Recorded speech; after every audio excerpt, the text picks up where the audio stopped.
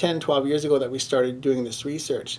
We began to start looking at issues that could be related to the health of our athletes, our waxmen, our technical officials, and so on. And one of the issues that came to our concern was whether or not these waxes would pose a health risk to those who would be using it in the field.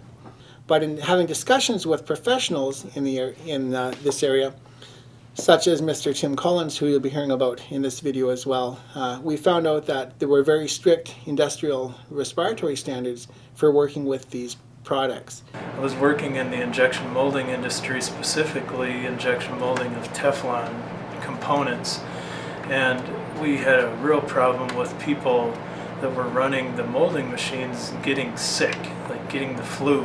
And through this process we attempted to create exhaust systems to suck the fumes up and away from the person.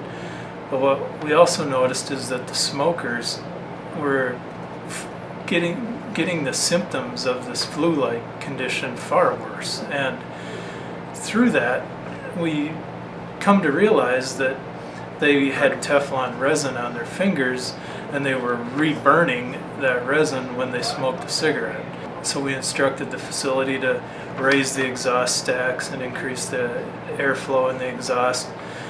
And at which time we sent contractors up onto the roof, and they said, gosh, in the southeast corner of your building you have all kinds of dead birds on the roof. So we raised the stacks, and it seemed like within a couple weeks we had mounds of dead birds on the edge of the parking lot. So now instead of dying and landing on the roof of the building, they were dying and landing on the edge of the parking lot. And one of the things that we noticed in humans were that these fumes created a shortness of breath and then extenuating flu-like symptoms for about 24 hours. This syndrome became known as Polymer Fume Fever. It was addressed through our environmental health and safety folks, and there was just nothing that could be done that anybody understood. It was at that point that we decided that as a medical committee for the International Biathlon Union, we should try and make comments and changes that would protect the future health of our athletes.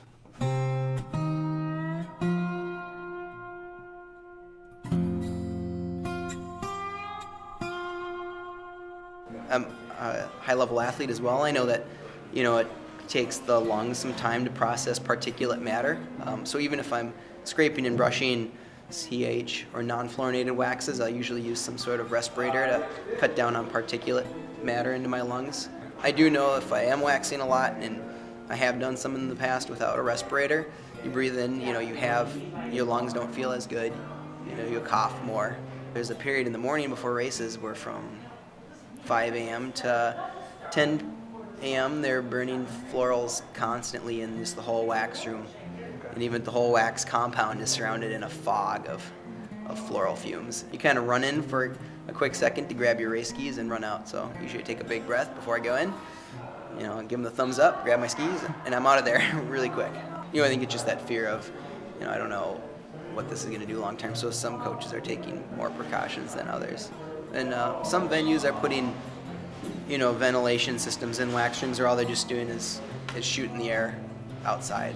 Greater than 10 years ago, people would talk about it. I owned a respirator, but only used it for the really potent waxes like pure fluorocarbons and high fluorocarbons. We are really the largest independent performance cross-country ski store in the U.S. in terms of the number of skis we have and the amount of ski accessories we sell. And so we wax skis for customers all over the U.S. We ship skis and we wax a lot here. So it's a constant nag in my mind, what am I doing? Should I really be wearing a respirator every single day? Because they're a pain. Once you spend a day in a respirator, then you kind of know that world. I am concerned. I mean, we run a ski grinder, has a lot of emulsions, a lot of fumes. We wax, we do a lot of fluorocarbons during the race season. and I want to make sure that everyone works here, leaves here as healthy as they came in. I think there is information that fluorocarbons can be harmful. Again, I'm not a scientist either. We just try to get wax on the skis and move ahead. But it is very important, if there is a risk, to figure out how to mitigate it. On the World Cup circuit, which was the highest level of the sport, we found that many wax rooms had very poor ventilation, if anything at best. Usually the way to ventilate the room was just to open the door. So this was another concern that we had. So hearing that there were health issues potentially related to these waxes and that we had poor standards of hygiene surrounding the use of these, we decided we should try and make a difference for our sport and for our waxmen. You know, the medical committee of the International Biathlon Union has concerns over this.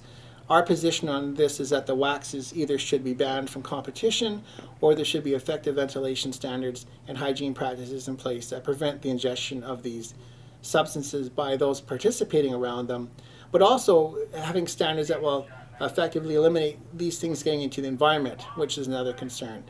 The information that we were able to obtain through our research in the literature and through case reports on fluorocarbon waxes and fluorocarbon compounds in particular was really quite concerning to us. And we had two concerns on these. One was from a health point of view from our waxman technicians and officials. The other issue was an environmental health issue, because the wax ventilation systems that did exist, as well as the disposal of the products from these waxes, was pretty much directly into the environment.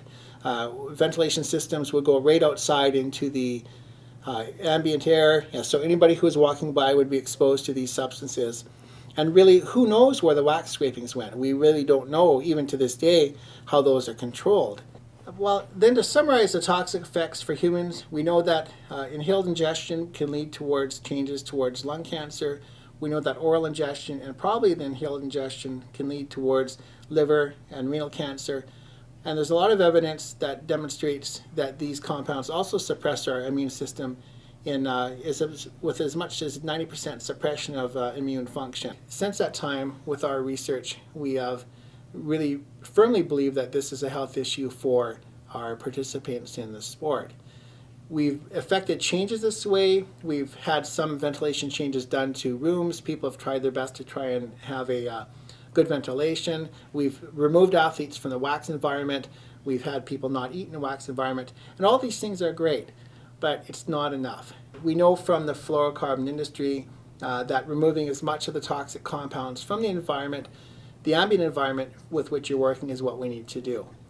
So a system like this that is going to be shown to you here, I think is the best solution. We're able to completely filter the air so that the compounds are not recirculated. They're removed from the environment before the athlete can even get them into their lungs. And there's also a disposal mechanism to remove them afterwards in a controlled way to industrial standards. Dr. Carberry and I set out to do something about this, to help people to deal with this problem and come up with a solution that ultimately someday could improve the sport.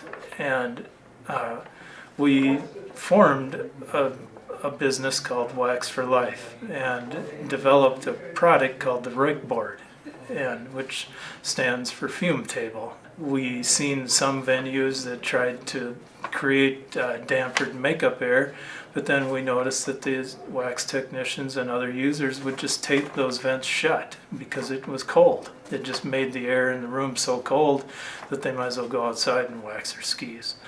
So we came up with a theory and a process of a downdraft system. It does two things. Immediately removes the poisonous fumes from the breathing path of the wax technician. It takes advantage of the heavy molecule of fluorine and brings it down rather than reintroducing it to the breathing path. And it gives us an opportunity to collect dust and debris and scrapings that come from the operation itself.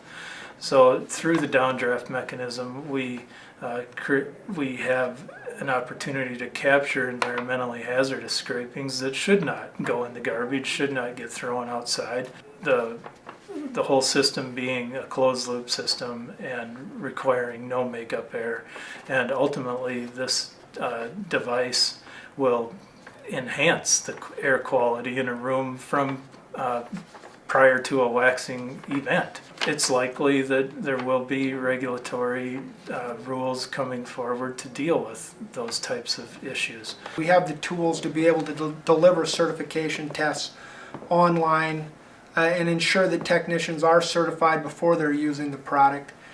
And we've developed a system of putting access control into the facilities as well, so that only certified technicians have the system available to them. There's a real liability protection in this, and being able to control the access to their ROYKBORD devices and in being able to ensure that their workers are certified on them. The certification process helps to protect the wax technician, because in going through the certification process and taking the exams that are necessary to pass the certification, they learn how to administer the system and how to know when the system's not working. And that helps to protect the technicians so that they don't get into a situation where the machine's not working and they're exposed to the toxins. The access control helps to protect the venue itself by not allowing uncertified technicians that may not be familiar with the system to get access. We want to be able to look at airstream data from the ROYKBORD device for a couple reasons. One reason is that we want to be able to aggregate and accumulate data over the years so that in time it can be made available to the medical and the other technical professionals in the industry so that they can better evaluate the problem that we're facing with these toxins. Trends in airstream based on different waxes, as new waxes are introduced to the industry and starting to be used by the technicians, you establish a baseline and then you establish a trend of lung function over time as they continue to use the ROYKBORD device. Our product offering really comes in three phases. One is the ROYKBORD fume table that has options of control, being simply on-off for the typical non-professional user who wouldn't have a ski waxing technician available as a team member, to the system that would have data acquisition and control and provide monitoring, historian, trending, and also predictive maintenance features that would allow the facility owner to maintain the integrity of the system. The second product offering is adapter kit for the home type user that has his own bench or his own clamping fixture that would like to enjoy the peace of mind that goes with knowing that he is waxing his skis in a safe way. And this is nothing more than a simple downdraft adaptation that can be placed right under an existing waxing table. And then the last of the product offering would be a centralized system that would be used at a permanent venue, be it a professional event that would encompass a construction project that would entail many wax cabins built into a building. We are making available to the architectural engineering firms a license of this patented technology to be incorporated into a major facility design and build. And this is going to mean a substantial investment in our World Cup sites. I would love to see a World Cup site step forward and be a steward of this and be a model for the future.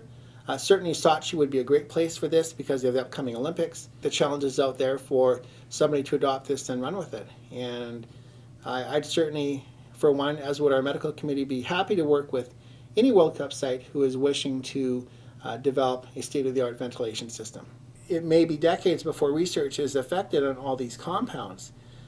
So with this in mind, it's imperative that we take the steps to protect people now and not wait to find out that we have really bad health effects from these down the road. after all, what's the cost of health and life? We're a family. We need to protect those who are participating in these events in the best way possible.